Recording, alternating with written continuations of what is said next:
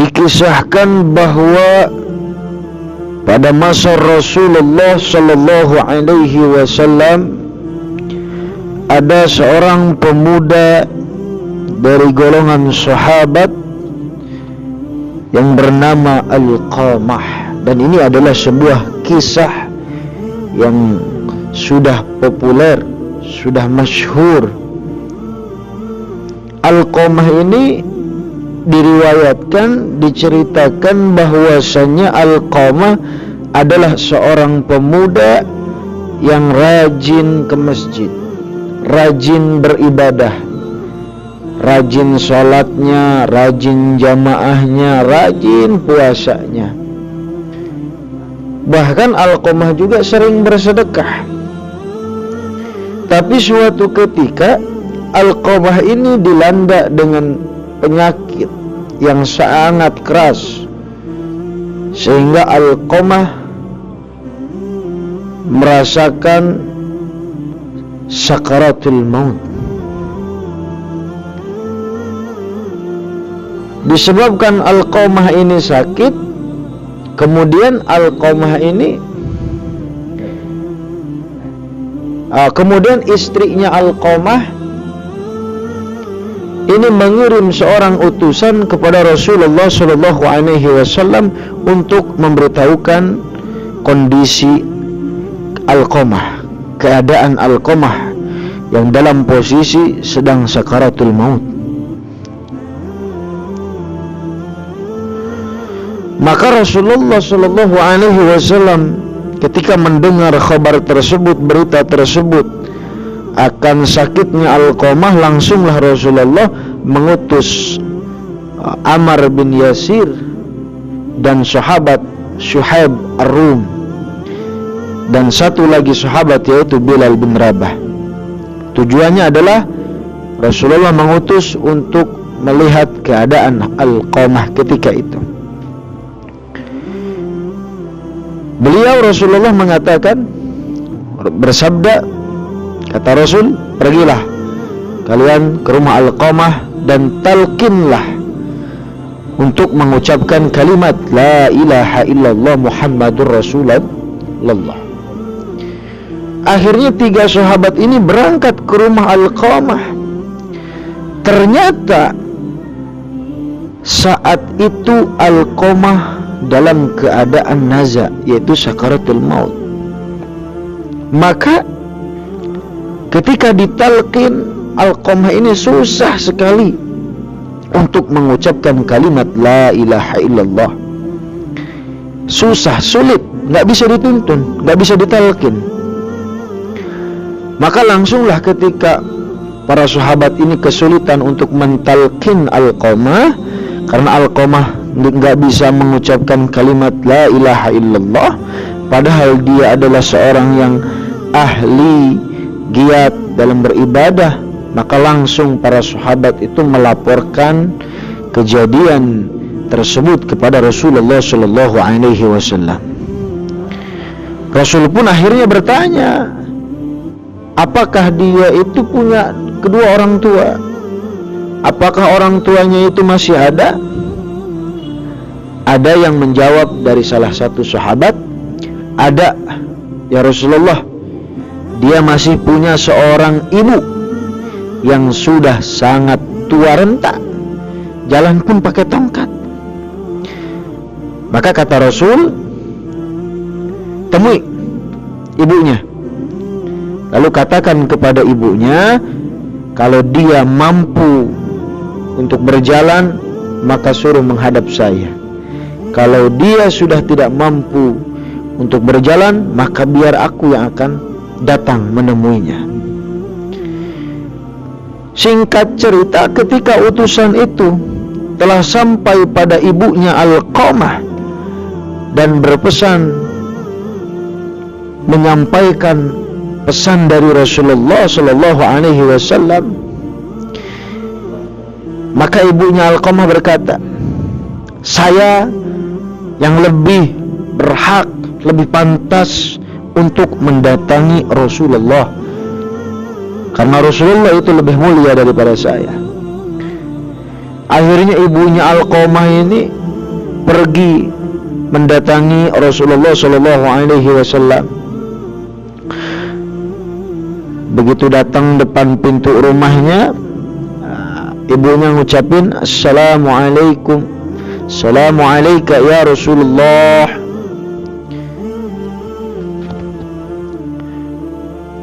Lalu Rasulullah keluar, buka pintu, jawab Waalaikumsalam. Kemudian Rasulullah bersabda,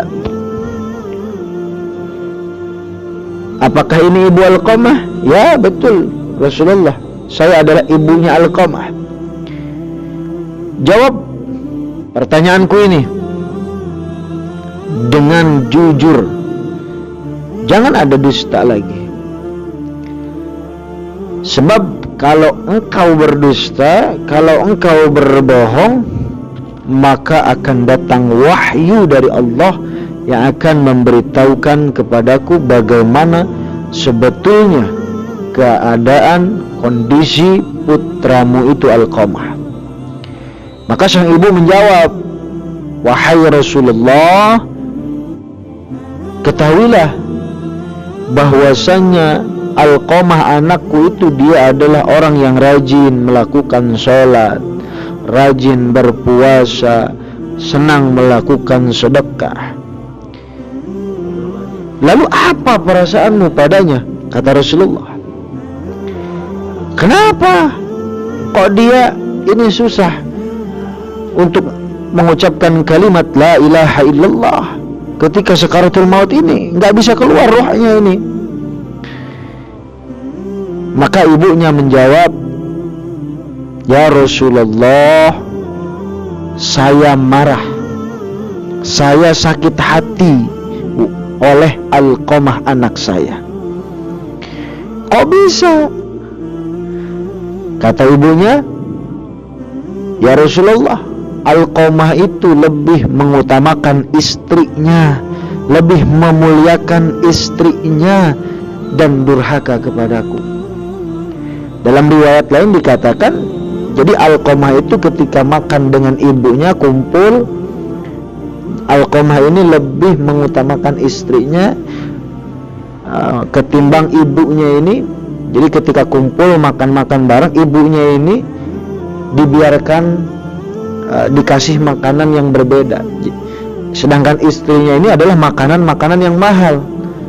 Jadi dibedain di sana, lebih mengutamakan istrinya. Akhirnya ibunya ini sakit hati.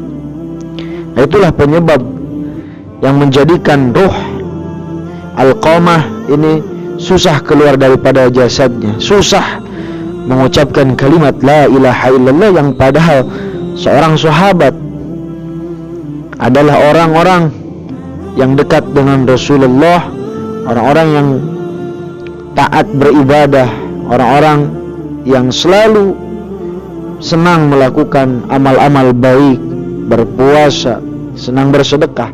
Tapi begitu menyakiti hati ibu, hati orang tua, mau ibadah kamu banyak bagaikan lautan, ibadah kamu banyak bagaikan gunung. Kalau hati ibumu sudah tersakiti, maka amalmu semua itu adalah sia-sia. Hikmah yang bisa kita ambil ini adalah bahwasanya janganlah kita sekali-kali menyakiti hati orang tua. Lanjutan daripada cerita itu, kemudian kata Rasulullah, ambilkan aku kayu bakar. Mau ngapain ya Rasulullah? Kata Rasul, aku akan bakar jasad anakmu ini. Tidak ya Rasulullah, jangan. Walaupun saya pernah sakit hati dan sampai sekarang masih sakit hati oleh anak saya Alqamah, tapi saya tidak tega kalau engkau Rasulullah membakar jasad anak saya.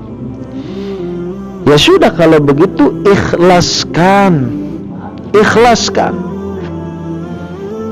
Karena api di dunia itu tidak ada apa-apa yang dibandingkan api di akhirat. Kalau engkau tidak mengampuninya, tidak meridhoinya, tidak memaafkan semua kesalahan-kesalahannya, maka api neraka lah yang akan membakar dia. Mendengar ucapan Rasulullah, penjelasan Rasulullah, kemudian ibunya tersentuh dan akhirnya memaafkan putranya Alqamah. Baik ya Rasulullah, aku sudah memaafkan putraku, aku sudah ikhlaskan, aku sudah hapuskan semua dosa-dosa putraku. Baik, kalau begitu Bilal, engkau pergi ke rumahnya Alqamah, lihat bagaimana kondisinya. Mau ngapain tujuannya? Rasulullah mengutus Bilal bin Rabah itu tujuannya adalah untuk mengecek betul atau tidak bahwa ibunya ini ikhlas memaafkannya. Kalau betul ibunya sudah ikhlas memaafkan Alqamah, maka pastilah Alqamah itu akan mudah untuk mengucapkan kalimat La ilaha illallah Muhammadur Rasulullah. Begitu Sayyidina Bilal sampai di rumah Alqamah, ditalkin oleh Sayyidina Bilal dan satu sahabat lagi, entah lupa saya namanya. Kemudian begitu ditalkin, alhamdulillah lancar dan keluarlah ruh Alqamah daripada jasadnya, lalu dikuburkan. Nah, itu hikmahnya tadi, jangan sekali-kali kita menyakiti hati kedua orang tua kita. Sebanyak apapun amal ibadahmu, maka dia tak akan bernilai jika engkau menyakiti hati kedua orang tua. Assalamualaikum warahmatullahi wabarakatuh.